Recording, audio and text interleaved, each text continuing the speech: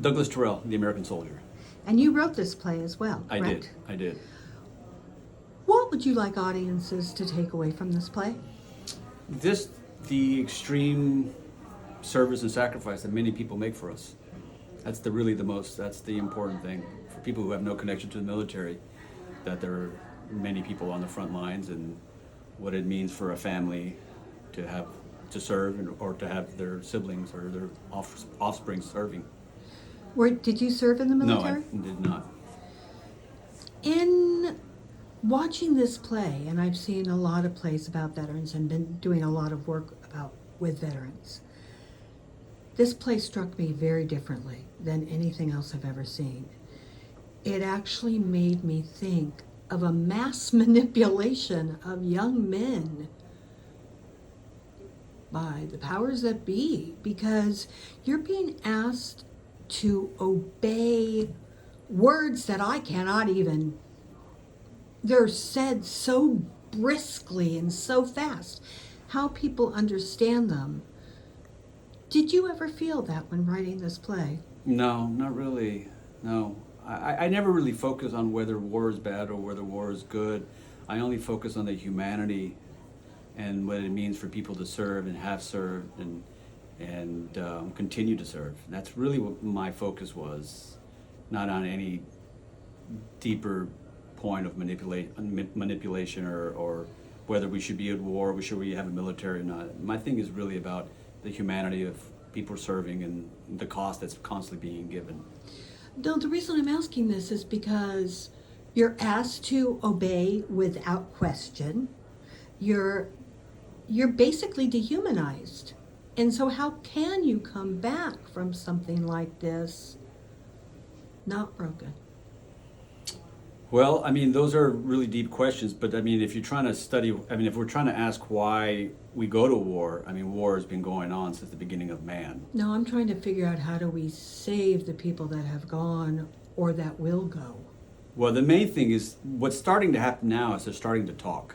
Mm. You know, before they didn't talk, and before, like like one of my characters says, it was a stigma. You know, you're considered weak. But now, you know, the bigger powers to be, even Navy SEALs, Green Berets, generals, they've found value in talking about their experience and talking about the play. And now it's become, you're seeing a lot of vets with a lot of extreme combat, you know, writing stories, writing books, you know, telling stories. Jocko's got a podcast where all he does is talk about the stories and the experiences that him and other veterans from many conflicts have gone through. And so that's starting to shed.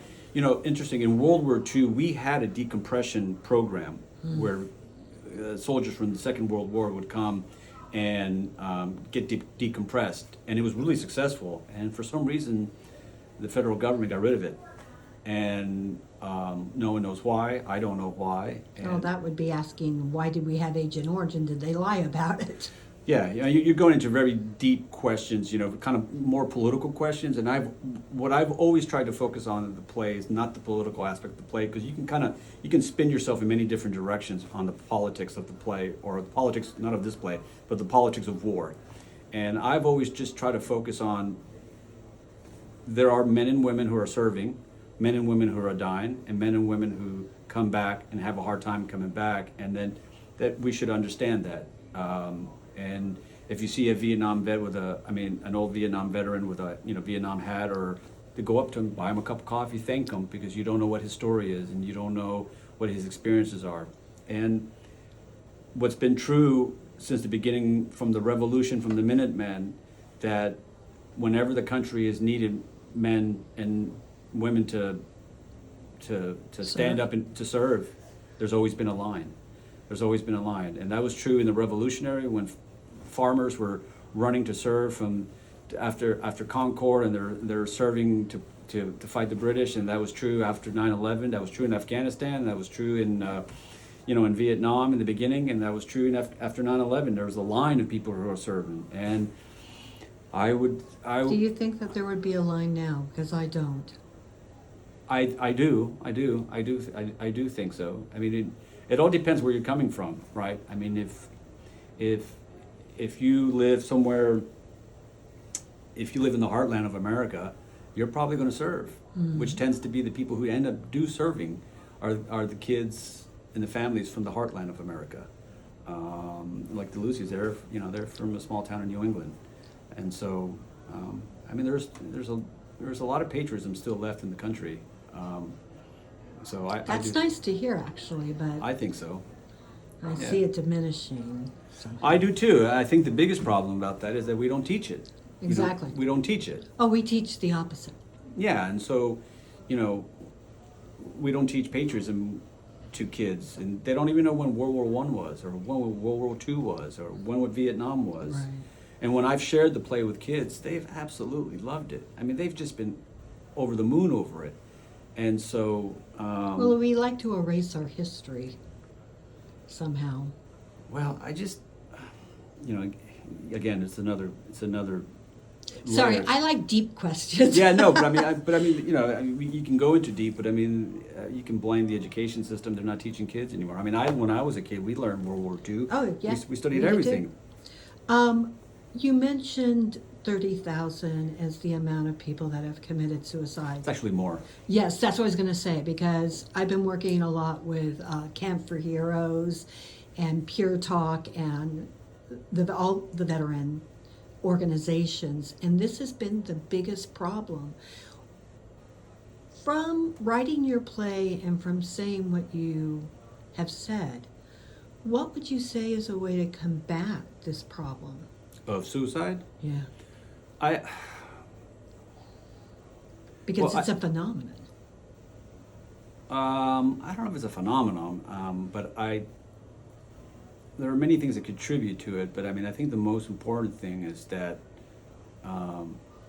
we talk about it, Absolutely. and that society recognizes our servicemen. I mean, one of the things that I've talked to a lot of veterans and what they've shared with me is they get very upset when people don't understand what their service is. It's kind of one reason why I put the character, the soldier in the shadow, right? They don't really understand. They feel like no one knows, and so they feel neglected, and they feel like, what's the point? No one even cares. Right. And so I think, the Greeks were in war for over 800 years. Native Americans fought, and these cultures understood what combat was, and you had to kind of decompress your warriors. Right. And their society held them up as superheroes in a way, right? And They were gods. they were gods, exactly. And that's the whole war horse, and the Cherokees were amazing, and that's why equine therapy comes out of there, and it's really, I think a lot of vets feel like society just moves on, and that's a problem. And how do we combat that? I don't know, but I think my point with the play is really why I wrote it, is I want Americans to understand when we say thank you for your service, what that means.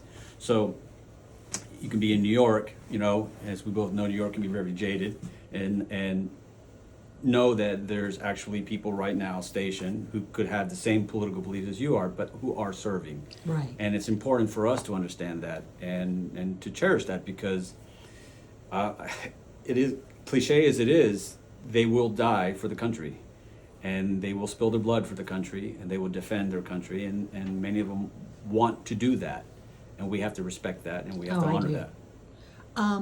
Again, tell us the name of the play and how long it's playing and where it's playing. Thank you. I'm Douglas Taurel. It's The American Soldier, and it performs until December 21st.